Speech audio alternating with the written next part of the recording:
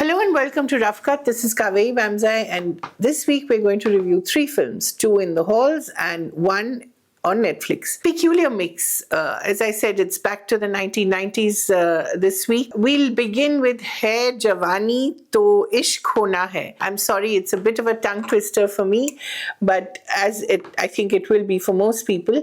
It's Varun Dhawan in full Govinda / Salman Khan avatar and doing what he does best, monkeying around with 2+1 women. The only good thing I can say about this movie is that it is David Dhawan's last film, I hope, because although he gave us enormous hits and gave us lots of pleasure in the 1990s and maybe early 2000s when we were a little more innocent and perhaps far less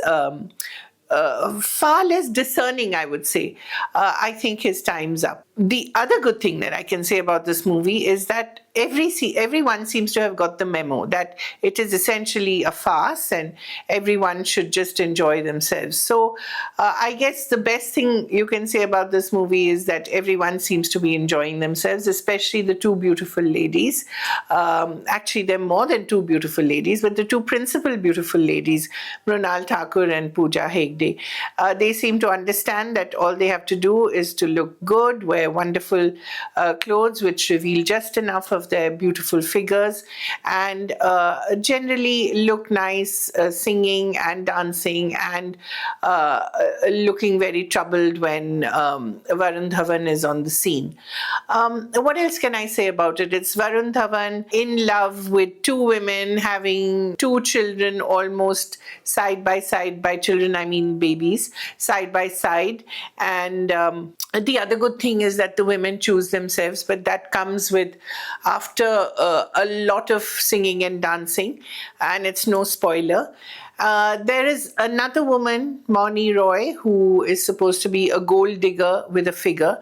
This is the kind of dialogue that you have in this movie, and it's supposed to make us laugh. I suppose it does, but it's a very weak laugh. And she, of course, is there supposed to be, yes, Varun Dhawan's mother. Don't even ask.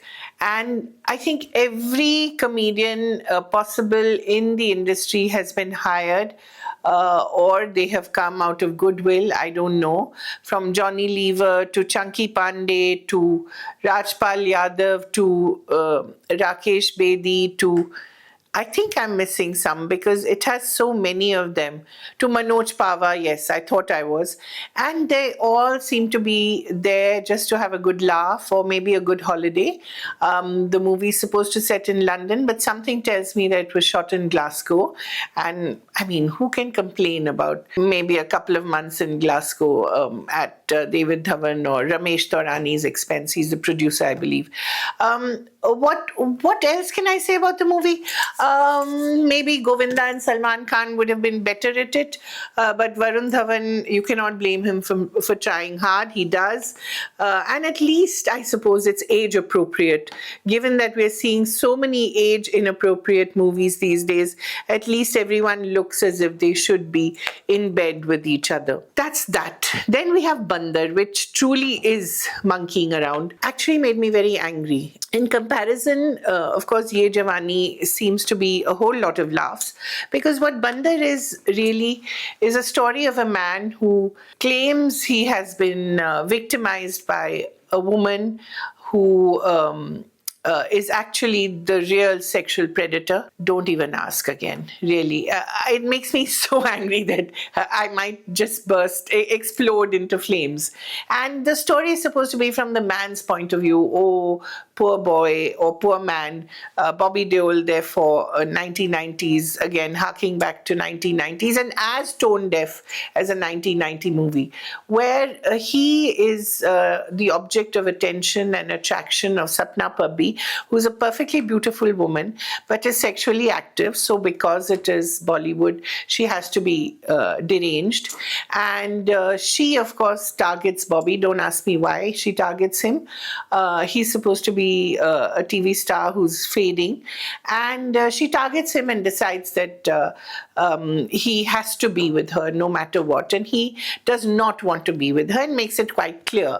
And then, of course, ensues a series of attempts by her to frame him, and the rest of the story is from his point of view in a prison. There's lots of excrement floating around. There's lots of gang wars. There's lots of sleeping around. There's lots of sleeping, cheek by jowl. Everything that goes wrong in a prison is right here. Again, as I said, we're meant to feel sorry for Bobby. I don't, especially after seeing him in Animal. I certainly don't feel sorry for him. But really, it's a travesty that a film like this has been made by Anurag Kashyap. I'm not surprised that he's not promoting it.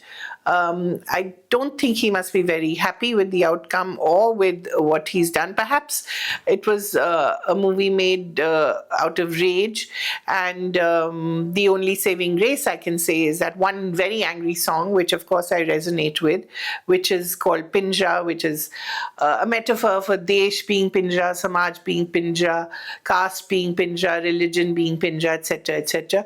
The only thing that resonated with me, nothing else did. But I suppose if you're a man who thinks that women are all sexual predators and they're the poor, hopeless and hapless prey, then I suppose this is your kind of movie. It's not mine. The third film is a Netflix film, and it is somewhat of a joy to see a wonderful Madhuri Dixit back again at her sensual, sexual best. She's playing this mother, the widow, and the mother of two grown women, one of them being Tripti Dimri. And she is so lovely in this. She cuts herself loose.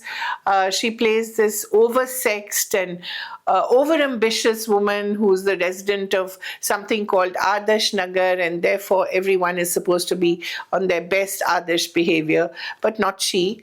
She has a tendency to have businesses which sort of flirt with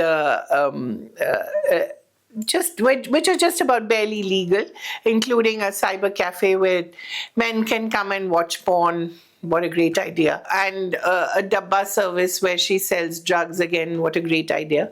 And over the years, of course, she tries different things, but the neighborhood is extremely suspicious of her because she's single and she's beautiful and she wears sleeveless blouses. It's that kind of a movie, but it is so campy that it really appeals to you because it doesn't take itself too seriously, although there are parts where it tends to lecture a bit and refer to